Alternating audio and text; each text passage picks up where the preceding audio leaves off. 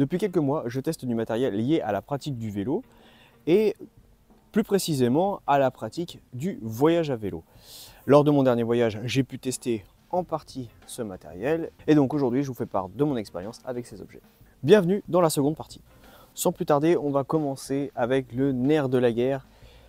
J'ai longuement hésité entre des pneus de 28 mm et une section plus large pour entamer ce voyage, mon dernier voyage en Normandie, sachant que je faisais principalement de la route. Mais il s'est avéré aussi que je faisais du chemin, du petit sentier de gravier. Il me fallait surtout des pneus résistants qui supportent mon poids, le poids des bagages et évidemment le poids du vélo. Donc c'est pour ça que j'ai axé mon choix sur des Override 38 de chez Hutchinson. Non seulement je n'ai pas perdu en roulement, j'ai gagné largement en confort, mais je n'ai surtout pas perdu en vitesse moyenne. J'étais aussi à l'aise avec des pneus 10 mm plus larges que les pneus que j'utilise habituellement pour mes road trips. C'est Hutchinson Override que j'ai monté tubeless. Bien vraiment, belle surprise.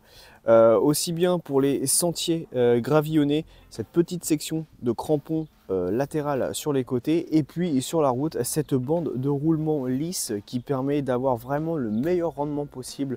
Pour moi, pour le voyage à vélo, ça reste la référence. Je pense que désormais je ferai tous mes voyages en Override 38 parce que pour moi ça reste le meilleur.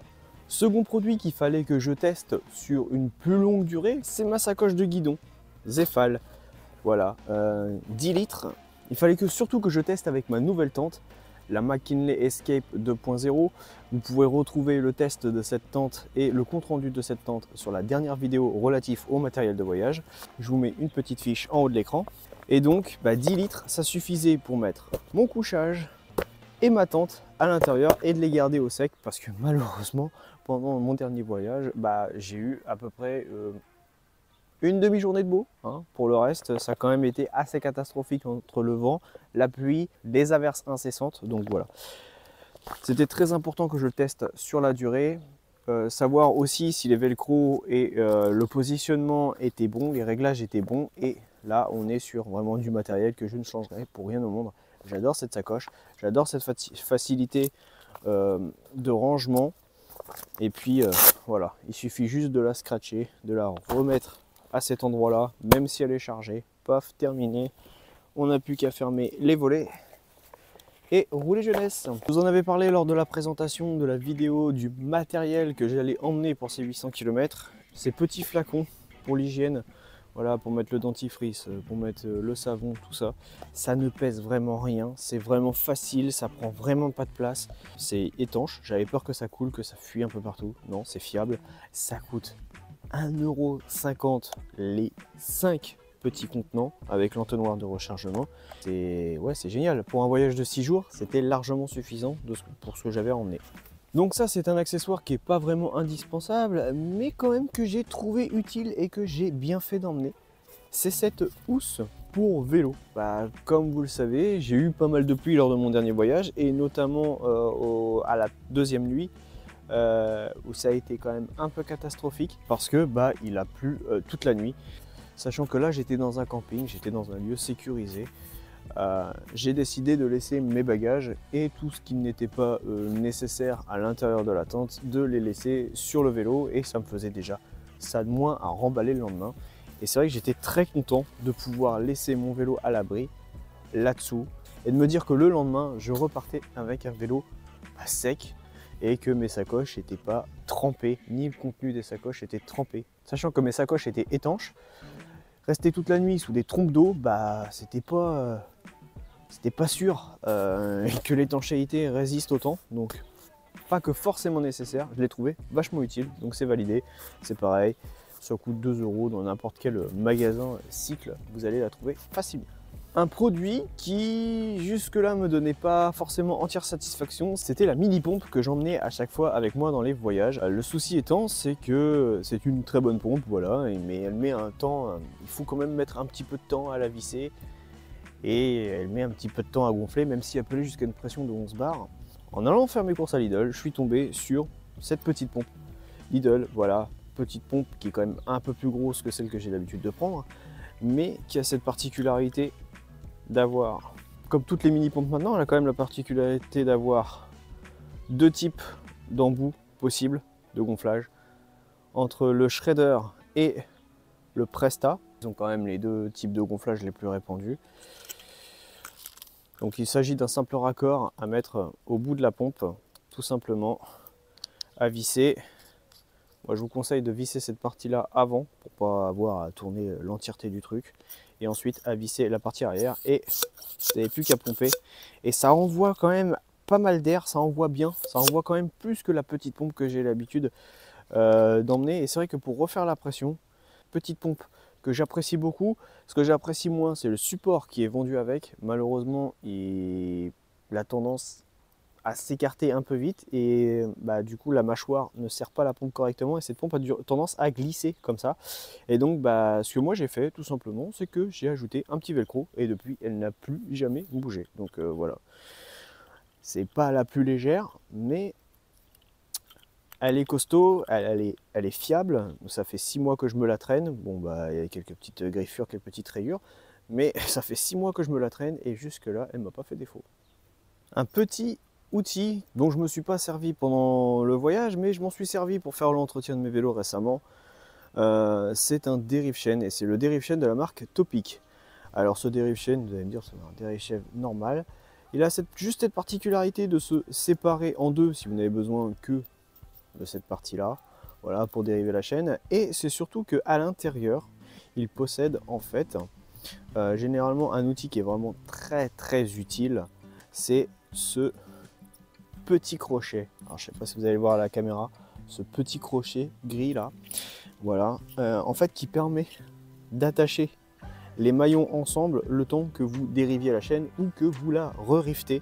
Voilà, donc c'est vrai que ça on l'a pas toujours sur le bord de la route, on est un peu en mode galère d'essayer de maintenir les deux maillons à une main, puis ensuite à dériver avec une autre main, alors que là on a les deux mains disponibles pour faire ce qu'on a à faire, et ça c'est vraiment chouette je trouve.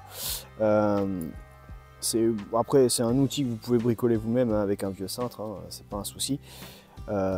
Mais moi je trouve que quand vous allez quelque part, que vous êtes en voyage, il est léger, il prend vraiment pas de place, il est vraiment tout petit par rapport au reste des dérive chaînes qu'on trouve sur le marché. Si vraiment vous voulez pas vous alourdir trop, vous pouvez emmener que cette partie là.